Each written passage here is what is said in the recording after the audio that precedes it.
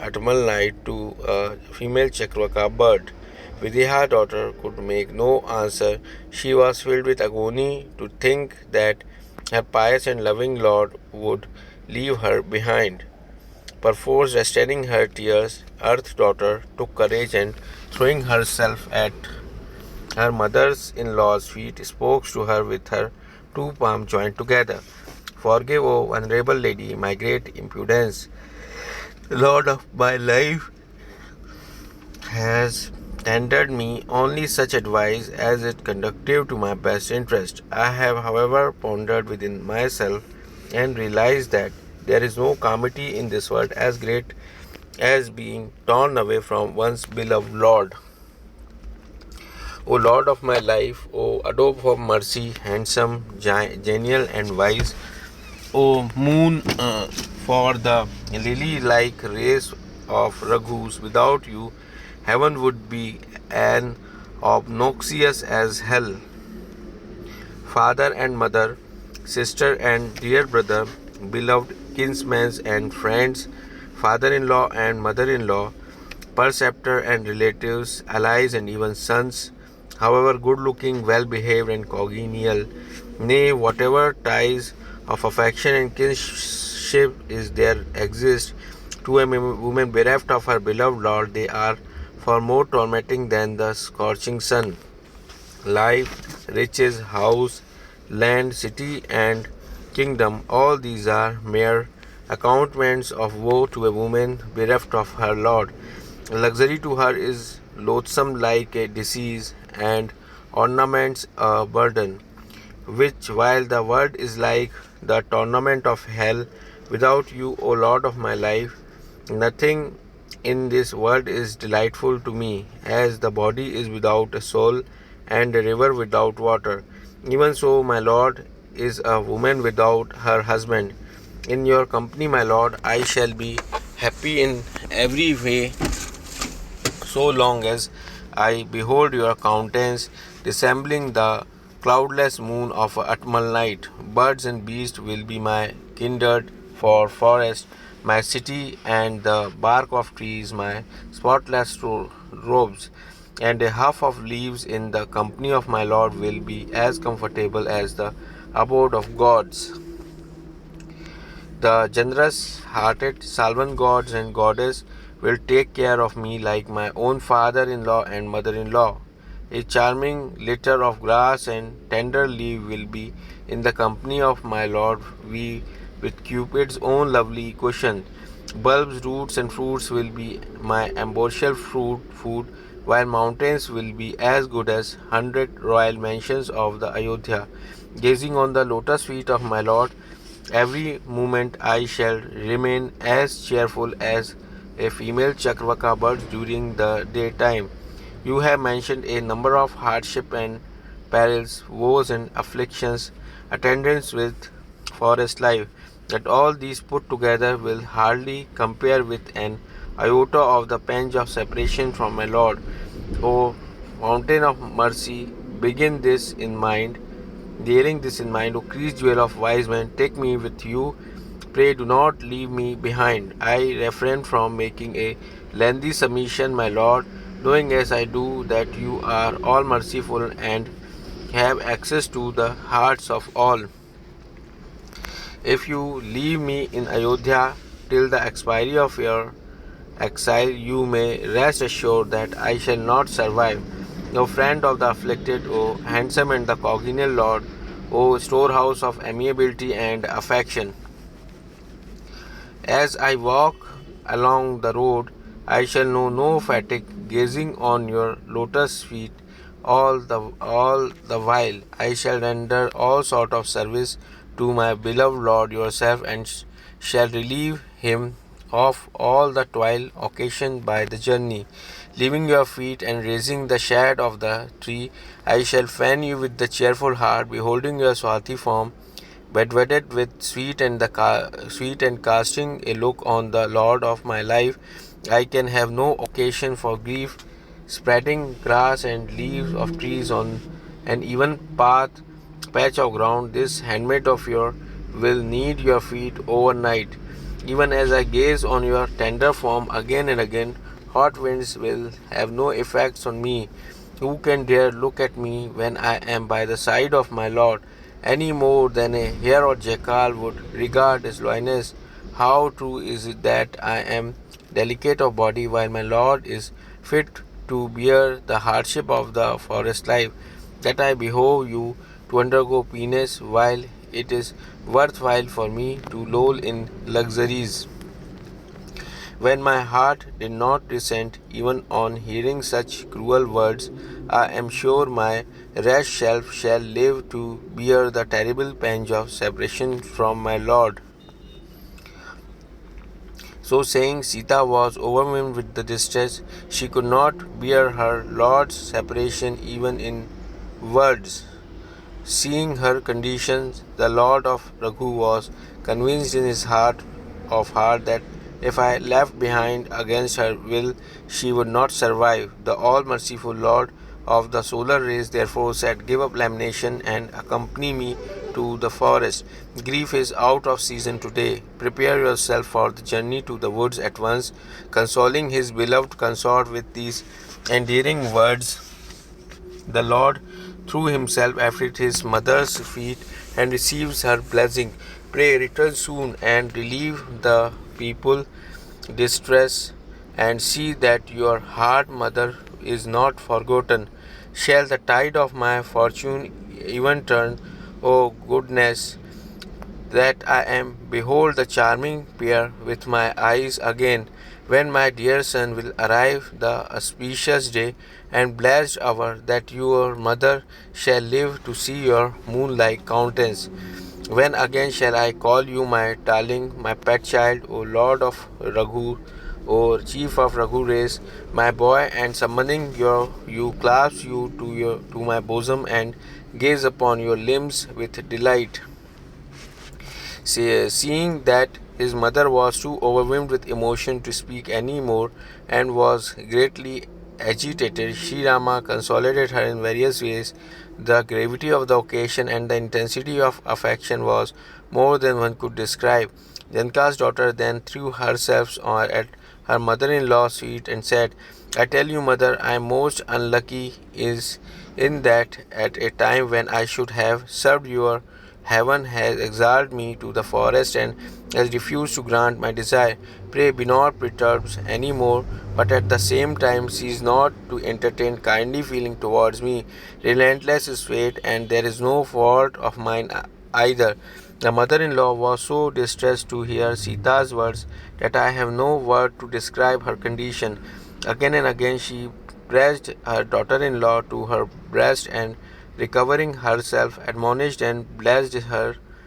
May the blessed state of your wifehood, the longevity of your husband, know no break and endure so long as the stream of the Ganga and Yamuna continue to flow. The mother-in-law blessed and admonished Sita in various ways, and the latter parted from her most affectionately, bowing her head at her lotus feet again and again. When Lakshmana got the news, he started up in confusion and ran with a doleful face, trembling all over with his hair standing on end, and eye full of tears. He clasped Sri Rama's feet, much excited with emotions. He was unable to speak and stood gazing piteously like a fish taken out of water. There was anxiety in his heart. What is going to happen, O good heaven? He said to himself. All my joy and merits are over now.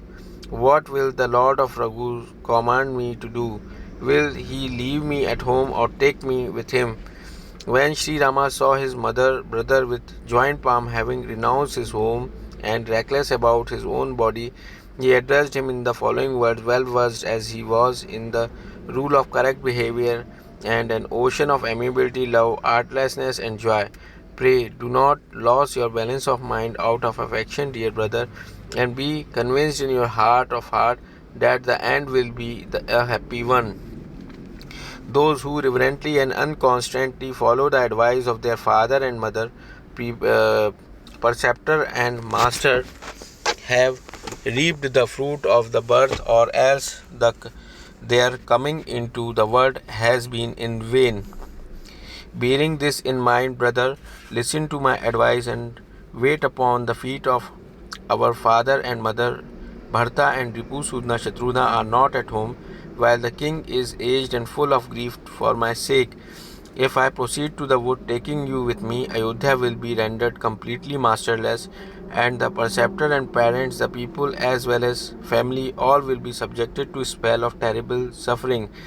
Stay then to comfort all, otherwise, brother, we shall incur great sin. A king whose reign bring suffering to his beloved people surely deserve an abode in hell. Bearing in mind the maxim, clear brother, stay at home. Hearing this, the Lakshmana felt much distressed. He turned pale at these soothing words in the same way as the lotus is blasted when touched by frost.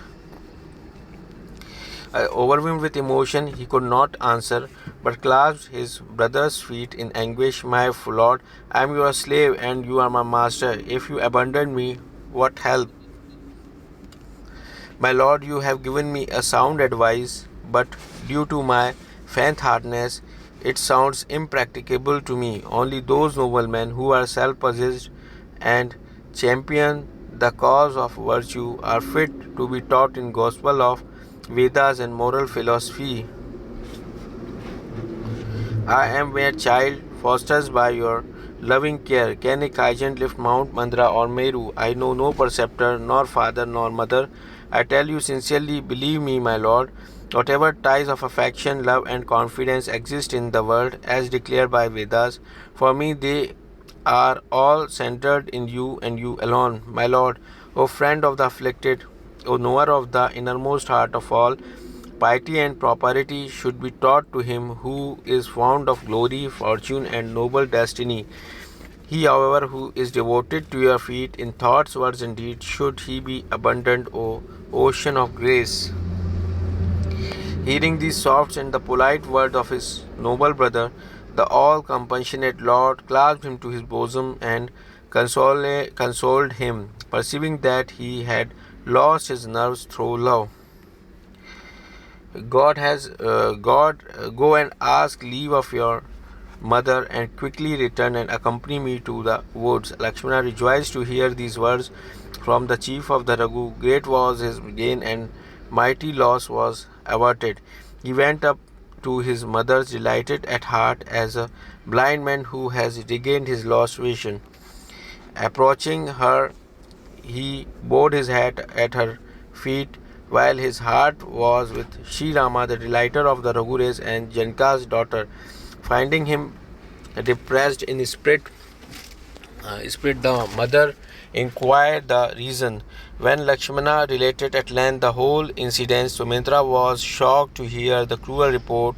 As a doe on finding wildfire all about her, Lakshmana apprehended that thing would take a wrong turn that day, and that his mother would frustrate his plan due to her affection. He therefore felt nervous and hesitated in asking leave of her, for he thought within himself, God, will she allow me to accompany Sri Rama or not? Remembering the beauty, amiability, and the noble disposition of Sri Rama and Sita, and considering the king's affection for them, Sumitra beat her head as he perceived that the wicked queen Kaikeyi had played him false. Perceiving that the time was unpropitious to them, she collected herself and, possessing as she did a naturally good heart, spoke to in gentle words, my dear son, Yidhiha's daughter is your mother, while Rama, who loves you in every way, is your father. Ayodhya is there where Rama dwells. There alone is the day where there is a sunlight. If Sita and Rama really proceeded to the woods, you have no business in Ayodhya. One's preceptor, parents, brothers, gods, and master, all these should be tendered as one's own life. Rama, however, is dearer than life, the soul of our soul, and the disinterested friend of all. Whosoever are worthy of adoration and most dear to us should be accounted as such only is so far as they are related to Rama. bearing this should be accounted as such only is so far as they are related to Rama. Bearing this in mind, accompany him to the forest and derive, my boy, the benefit of your existence in the world. It is your great good fortune as well as mine. I solemnly declare that your mind has sincerely taken up in abode in Rama's feet. The woman alone can be said to have born a male issue whose son is a devotee to Rama, the Lord of Raghu. Otherwise, she had better remain issueless, for she who deems herself fortunate in having a son hostile to Rama has yearned in vain. It is due to your good fortune that Rama is proceeding to the forest. There is no other ground for his doing so, my boy. The highest reward of the meritorious act is verily this: to have spontaneous love for the feet of the Sri Rama, Sita, and Rama. Never give way, even in a dream, to passion, anger, jealousy, arrogance, and infatuations. Give up all sort of morbid feelings. Serve them in thoughts, words, and deed. You will be happy in every way. In the forest life, you will have with your father and mother in Rama and Sita. Take care, my son, that Rama may be put to no trouble in the woods. That is my admonition to you. My admonition to you, dear child, is that it is up to you to see that Rama and Sita land a happy life in the forest through your good office, and forget their father and mother, near and dear one, as well as amenities of the city life. Having thus admonished the Lord of Tulsidas, Lakshmana, Sumitra granted him leave to accompany Sri Rama and then invoked her blessings on him. May your devotion to the feet of Sita and the hero of the Raghu race as constant and untarnished and ever new. Bowing his head at his mother's feet, Lakshmana left at once with a timid heart, apprehending any further development that might balk his plan and interfere with his accompanying Sri Rama to the forest. It looked as if the deer has luckily succeeded in the bristling a strong snare and made good his escape. Lakshmana were straight to where the Lord of Janka's daughter, was. He was glad at heart to find himself in the company of the beloved brother. Bowing to the charming feet of the Sri Rama and Sita, he accompanied them to the king's palace. The men and women of the city said to one another, "How strange that God well nigh fulfill our hopes and then shattered them." With emaciated bodies, a sorrowful heart, and doleful face, they felt miserable as bee that has been robbed of its honey. They wrung their heads, beat their heads, and lamented like birds that has been clipped off their wings and are restless without them.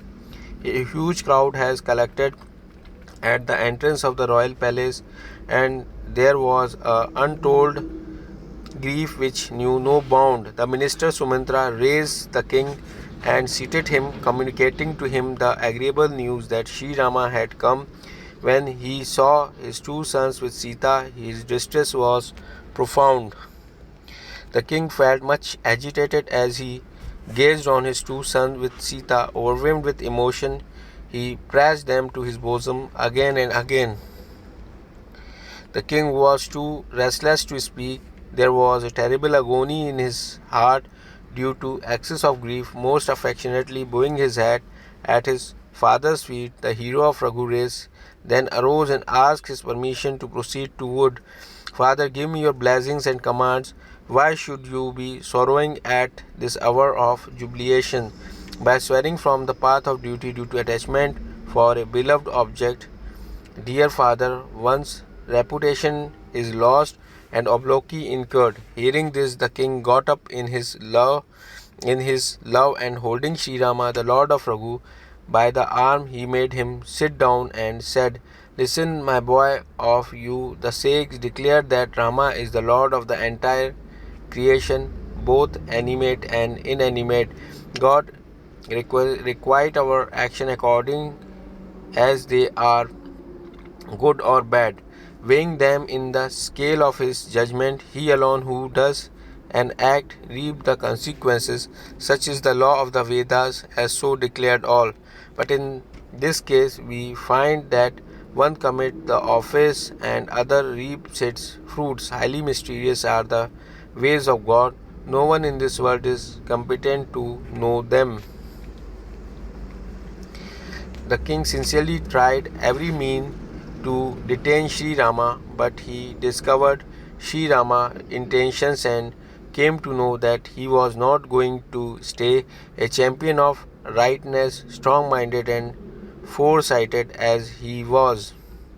The king thereupon clasped Sita to his bosom and most lovingly admonished her in many ways. He described the terrible hardship of the forest life and explained to her the comfort she would enjoy if she chose to stay with her husband's parents or her own father. Sita's mind, however, was attached to Sri Rama's suite, hence neither home seemed attractive to her nor the forest repulsive. Everyone else too expostulated with Sita's dwelling on the many miseries of the forest. The minister Sumitra's wife, as well as preceptors Vashishta and other prudent ladies, fondly urged her in gentle tone, "Nobody has exiled you to the forest, therefore do as your husband, parents, and preceptor bid you." The advice, soothing, friendly, agreeable, and tender as it was, did not sound pleasing to Sita's ears. It seemed as if the touch of the rays of the Atmal moon had made a female Chakraka bird restless. Sita was too modest to give any reply, but flared up on hearing their talk. She bought hermit robes, ornaments, and vessels, and placing them before Sri Rama's, addressed him in soft accent.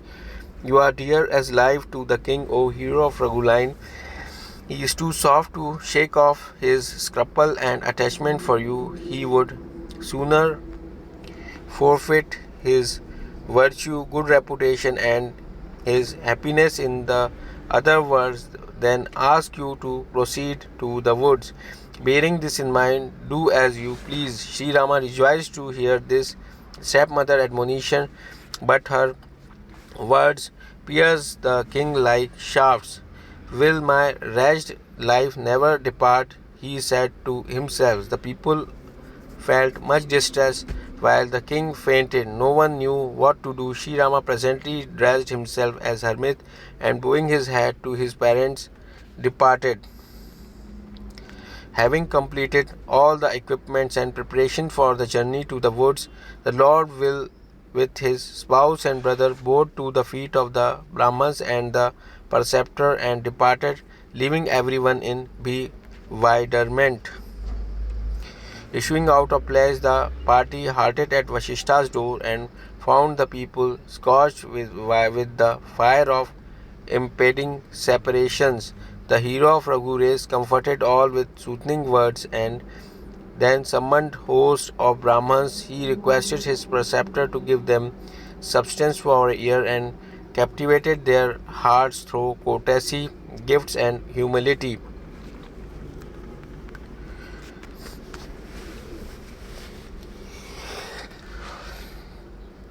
He gratifies mendicants with gifts and attentions and seated his friend with pure love. He then called his men servants and maid servants and, entrusting them to the care of his Guru, spoke to him with joined palm. "My Lord, pray look after them and tend them as their own father and mother." Again and again, with joined palm, Sri Rama addressed each one present there in soft accent. "He alone is friendly to me in every way, through whose good office the king derives solace. Take care, all of you, my most clever citizen, to see that none of my mother is smitten in the pain of separation from me."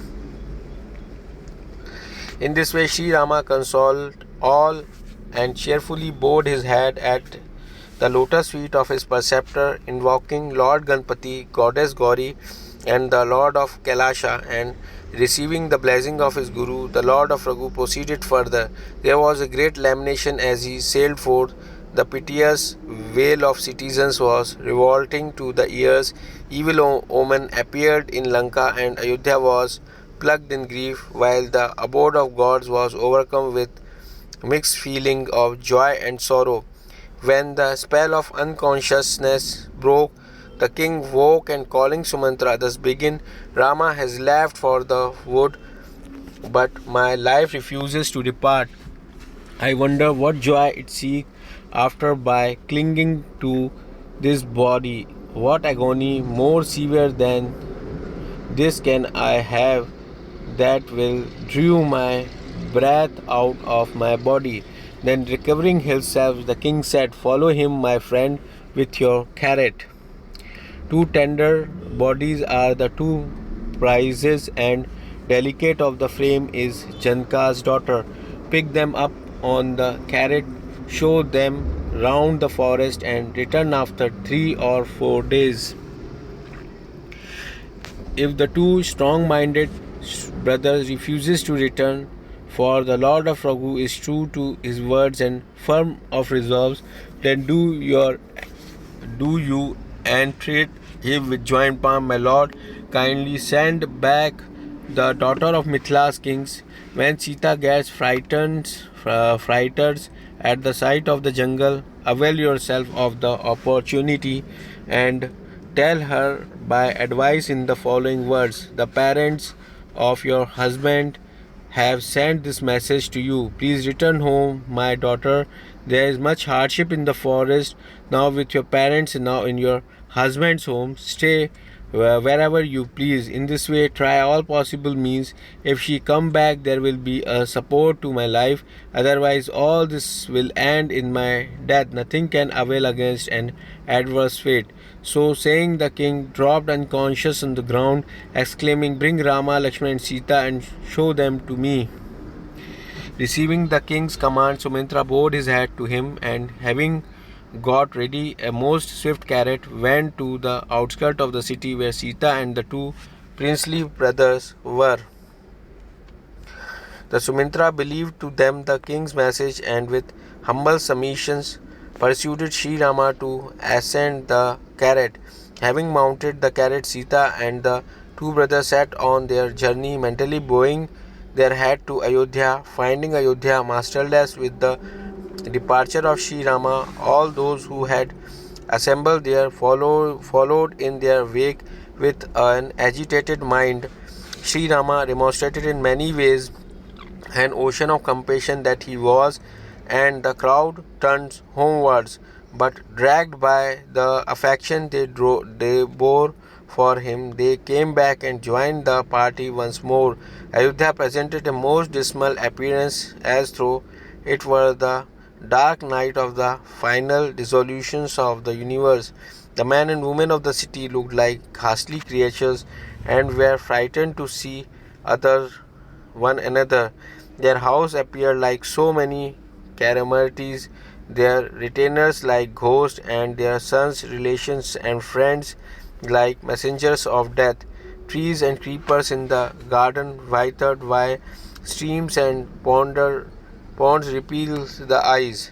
The numberless horses and elephants, animals kept for pleasure, urban cattle, chatka birds, peacock, cuckoo, chakravaka, parrots and manas, cranes, swans and chakuras, all stood restless due to the separation from Sri Rama. They looked like so many pictures drawn here and there. The city resembled an extensive and thick forest full of fruit, and the many men and the women residing therein represent so many birds and beasts. God assigned Kaikeyi the role of Bhila woman, who set the whole forest in the fiery blaze. The people could not bear the fire of separation from the chief of Raghu, and they all ran away in distress. They all came to the conclusion in this mind: there can be no happiness without Rama, Lakshmana and Sita. The whole community will live where Rama take up his abode. Without the hero of Raghu race, we have no business in Ayodhya. Having thus firmly resolved, they followed him, forsaking their happy homes, which were the envy of gods. Can the pleasure of sense overpower those who hold the lotus feet of Sri Rama dear to his heart? to their heart, leaving the children and the aged people in their homes. All the citizens accompanied Sri Rama, and the Lord of Raghu made his first day's halt on the bank of the Tamsa. When the Lord of Raghu saw his people overwhelmed with love, his tender heart was much afflicted. Lord Sri Rama, who is all compassionate, is readily touched by others' pains, addressing them in affectionate, soft, and agreeable tones. He comforted all in many more than one. He also gave them varied instruction in their moral duty, but overmastered by love, they would not turn back even through urge to return. Sri Rama could not afford to take leave of his amiable disposition and loving nature. The Lord of Raghu thus found himself in a fix, overpowered by grief and toil. The people fell asleep, and the deluding potency of God further helped to benumb their mind. When 2 watches of the night had passed, Sri Rama addressed the minister in endearing terms. Father, drive the chariot in such a way as to leave no tree. By no other means can our object be accomplished. Bowing their head to the feet of the Lord Shambhu, Shiva, Sri Rama, Lakshmana and Sita mounted the car, and the minister Sumintra immediately drove the chariot, now in one direction and now in another, thus confusing the tracks. All the people woke up at daybreak. The Lord of Raghu has gone, they loudly exclaimed. Nowhere could they find the track of the chariot, and ran about in all directions, crying, Rama, O Rama. It seemed as if a bark had foundered in the ocean, as a result of which the party of the merchant that had boarded in it felt much agitated.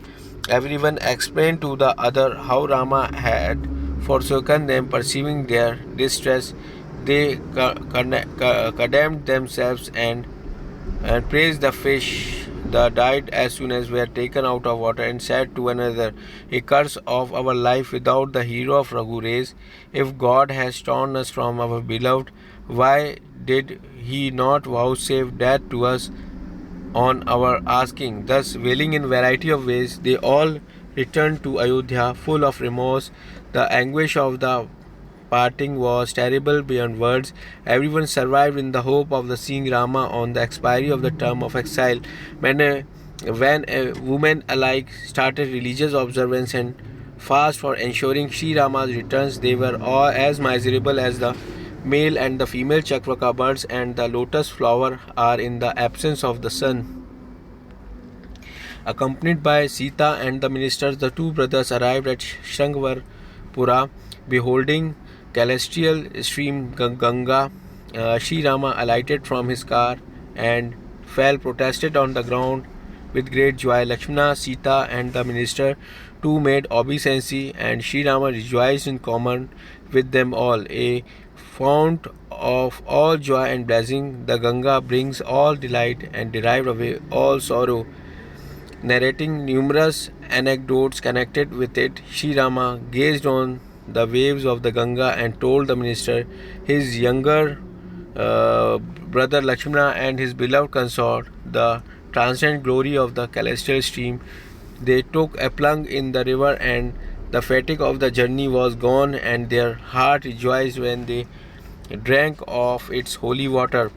That he who very thoughts relieves the great toil of transmigration should feel fatigue shows that he imitated the ways of the world.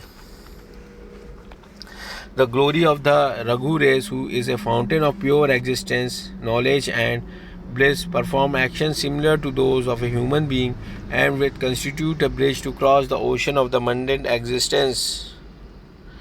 When Guha the Nishada got the news, he gladly called together his near and dear ones, and taking by way of presents, fruits and roots in basket slung across their shoulder, he proceeded to meet the Lord with infinite joy in his heart.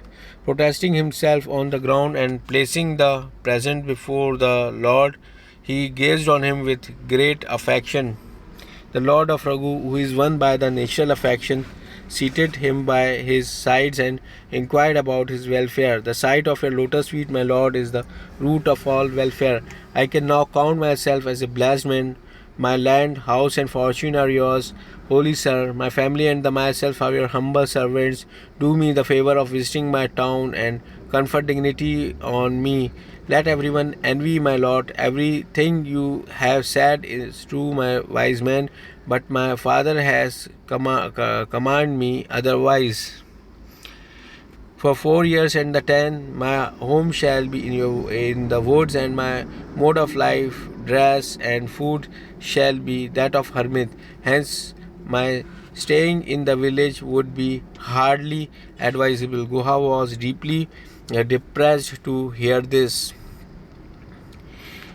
Beholding the beauty of the Sri Rama, Lakshmana, and Sita, men and women of the village feelingly said, "What sort of parents or friends can they be who have sent such children to the forest?"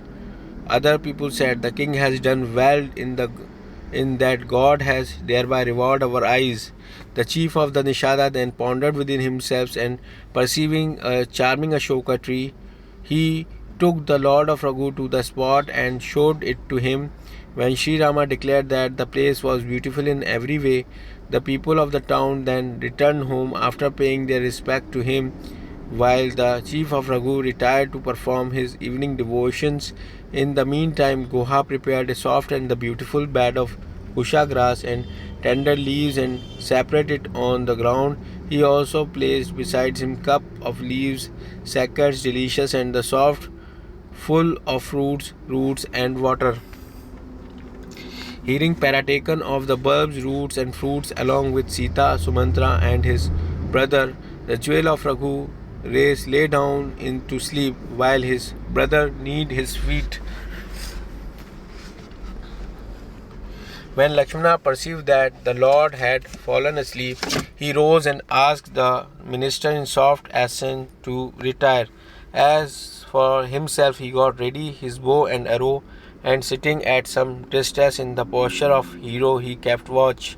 Guha called his trusted watchmen and stationed them at different points with great love, while he himself went and took his seat beside Lakshmana with a quiver fastened to his waist and the arrow fitted to his bow. When the Nishada chief saw his lord lying on the bed of grass and leaves, he felt great sorrow in his heart due to excess of love. Their heart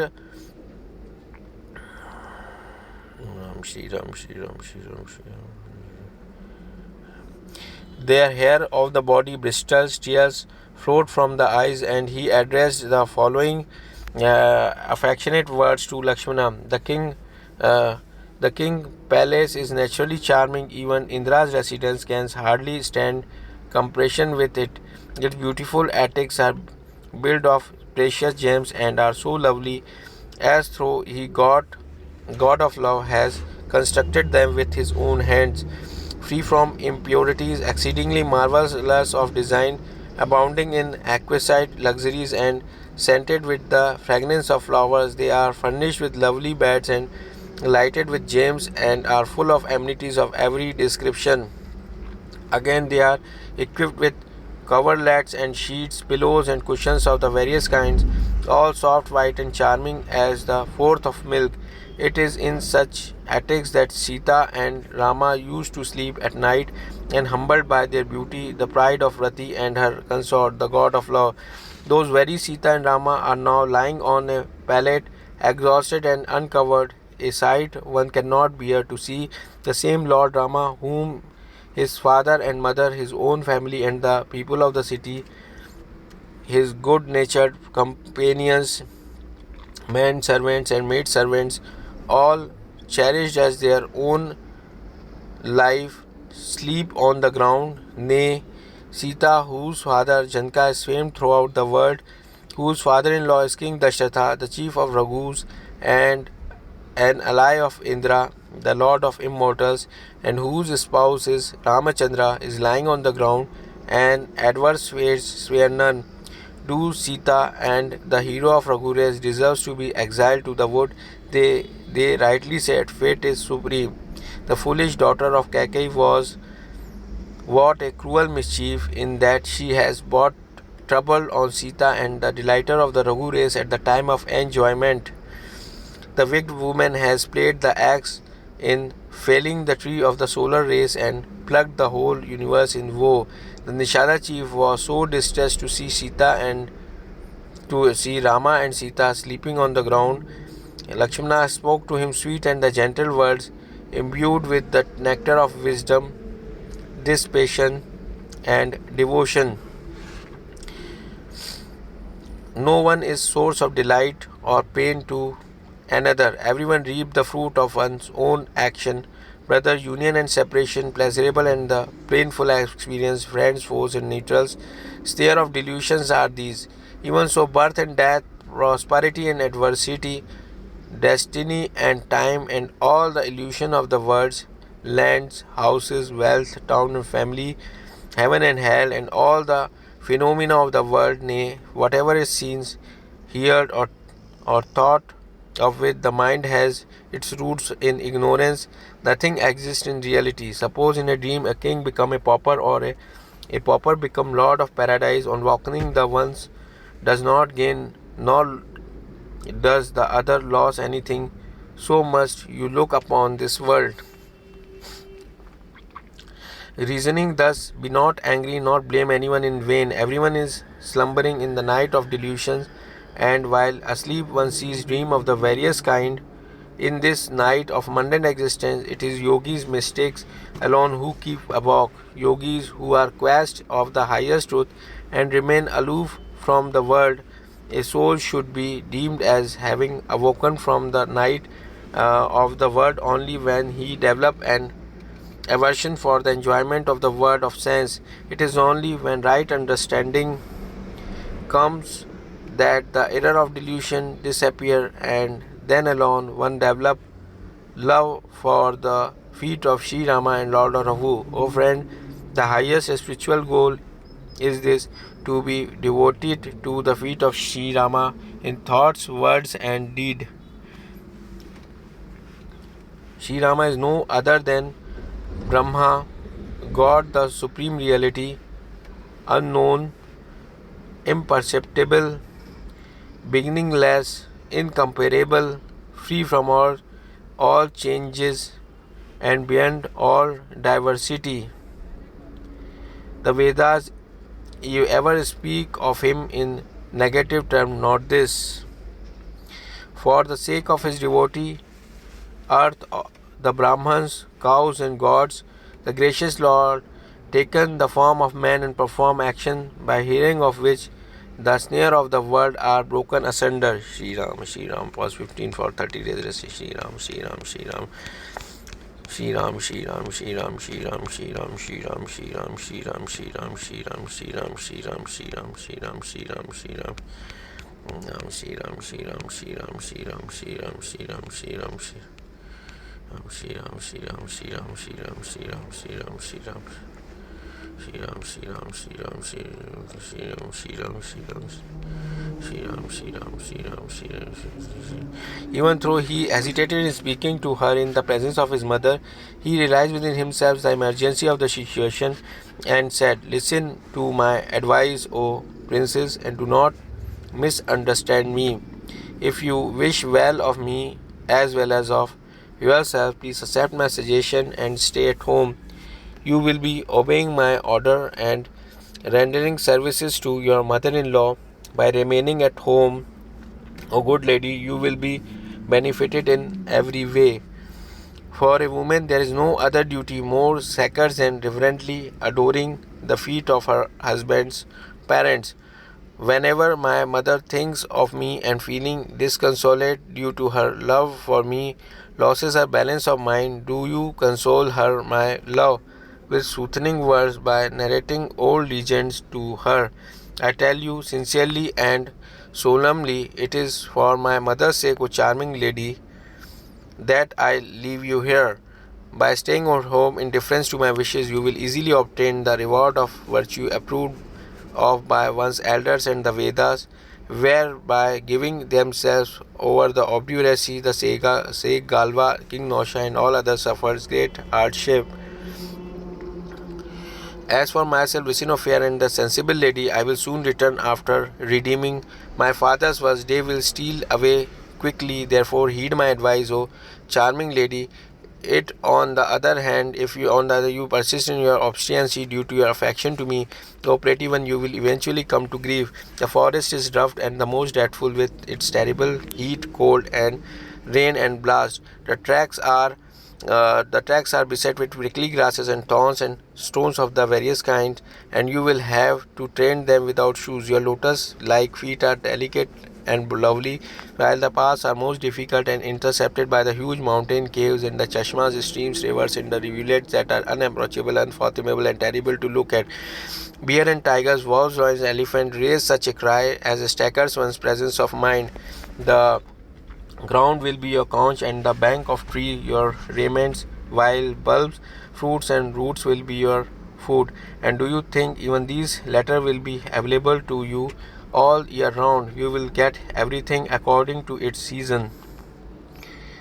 Man-eating demons roam about in the woods and assuming all sorts of deceptive forms. Shri Ram, Shri Ram, Shri Ram, Shri Ram, Shri Ram, Shri Ram.